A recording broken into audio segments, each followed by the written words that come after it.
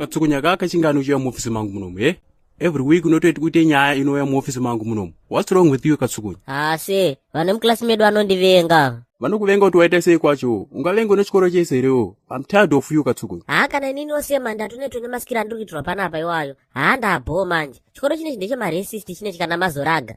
Chero zvazvaita mudhara. Haikona kuti chero zvazvaita, ende kana uchiri chikoro chinochi ndechemaracist, unenge uchizama kureve iwewe. Nekuti isusu hatina kusarura ganda panapa. Toziva kuti baba wako anobva kuMalawi, asi hatina kana one day ratakakutrita kunge foreigner iwewe. Asi, mudhara wangu abve kuMalawi, nini anobva kwaMutoko. Ende nini handibve kwaMutoko kana mazoraga. Nzwama? Saka unobva kupi Katsukunya iwewe, Ndobva muno muHarare semani. Nini handatombonakirwa nemasere pachikoro panapa. Kwese kwese kwandindichifamba, madoko wani zvakazoti. Pythagoras kuita sei kwacho?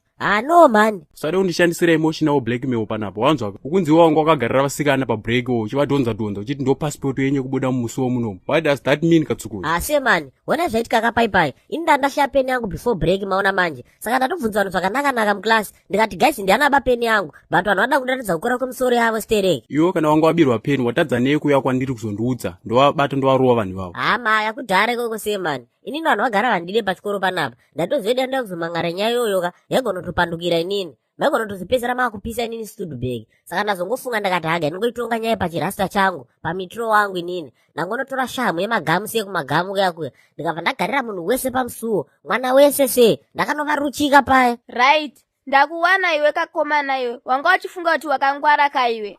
Mrs. Zaka muri panapa. Akudaiwo sei konkomanawo? Zvakadooma henyu sei imi. Ndava kudofunga kuritaya ini. Nokuti vana vari pachikoro pano ka zvikwambo izvi ndazvikoniwa ini. No Mrs. Zaka, calm down. Tomugadzirisa mukomana uyu haanetse. Kweyo Katsukunya walaita sei Mrs. Zaka? Setogeza. Kweni ndokwana papi papo. Handiti mema ndo vane nyaya yavo here. Ngavazvitaurire vegazve. Sei henyu imi. Ndadoenda kuleseni kuklasi kwana Oshomole. Saka ndasvika ikoko Oshomole abva atanga kundinyomba nevamwe vake. Angati kunyomba kuti sei Madam Zaka? Nyatsotarai yenyu tinzwe. Vane kambo kavanga vachimba, handigone kana kuzvidudza ini. Okay, zvaita zvakanaka ofisa makaro bva wasvika. I know manga mavinga nyaya dzenyu, asi bva mandibatsirawo. Kamukomana kamuri kuona panapa kanetsa zvisingaita. Right. Wakakomana, chichi kunetsa panapa? Panapa mudhara. Imenda munosunga mbavhawo, kwete kudaita sona nesu mageto youth. Ini manje ndinokuputisa kana wazogara. Ndachitaura kuti wanga uchiitei. Munondorwa kuti uri mudhara wangu here mudhara iwewe. Mudhara wangu idhikazi mudhara. Makangondiguma chete hama yenyu. Hazvipere izvi. Ukunzwa mufana wangu? Mudhikazi wekupi? Kwana wanzwaka. I know you're to father. Handitika. Baba wako vanoswera vachichera makuva uko. Asi mudhikazi wozvipowo kani. Ndoda kumbokunhadzira mbichana wanzwaka. Tigadzirirei kakomana akaofisi. Akawe kanotishayisa mufaro zvedisu. Iwe Oshomole, idoimba kambo kako kawanga wachimba tiwe. Say sing, fucking sing this. Oda, tidi zvekupuwa oda nemasasi kamu. Oda, tidi zvekupuwa oda nemasasi kamu. Aiwa, headmaster kafu, imbosaidi bomuchitika vijana.